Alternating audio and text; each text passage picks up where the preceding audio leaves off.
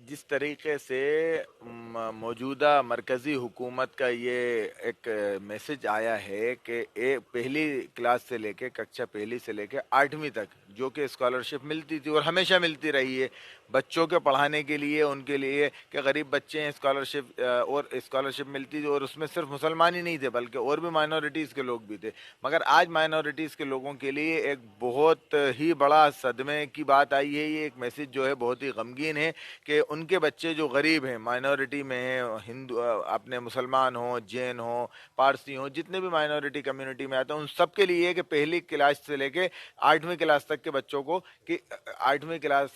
कक्षा तक के बच्चों को किस तरीके से स्कॉलरशिप अब नहीं मिलेगी तो कैसे पढ़ाया जाएगा। दिक्कत परेशानी ये आ रही है, जहाँ एक तरफ हुकूमत ये कहती है कि हम सब सबका साथ, सबका विकास, सबके विश्वास की बात करती है, बच्चों की एजुकेशन की बात करती है, राइट टू एजुकेशन की बात करती है, वहाँ अगर इस तरीके की बात होगी, स्कॉलरशिप खत्म हो जाएगी तो कैसे बच्चे पढ़ेंगे। ये एक तरीके से कहीं ना कहीं दोहरा चरित्र है हुकूमत का, जो माइनॉरिटीज़ के सामने आ गया है कि हर जगह से माइनॉरिटीज़ को ख़त्म किया जा रहा है। माइनॉरिटीज़ के लिए जो जो सहूलियात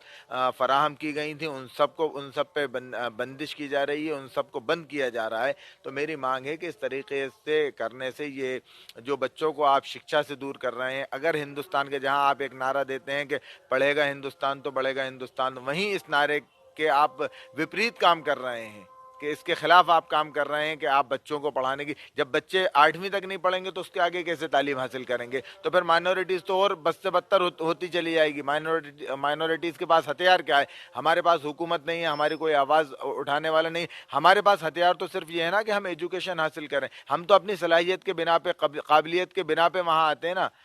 तो जब हमारे साथ ही अगर ऐसा होगा कि हमारे बच्चे पढ़ेंगे नहीं तो फिर कल को हमारे बच्चे आईएएस कैसे बनेंगे, कल को हमारे बच्चे सुप्रीम कोर्ट के जज कैसे बनेंगे, कल को हमारे बच्चे डॉक्टर्स कैसे बनेंगे। तो मेरी मांग है कि इस फैसले पे बिल्कुल इस पे जल्द से जल्द मरकजी हुकूमत को सोचना चाहिए और फौरन उस स्कॉलरशिप को दोबारा चालू करनी चाहिए।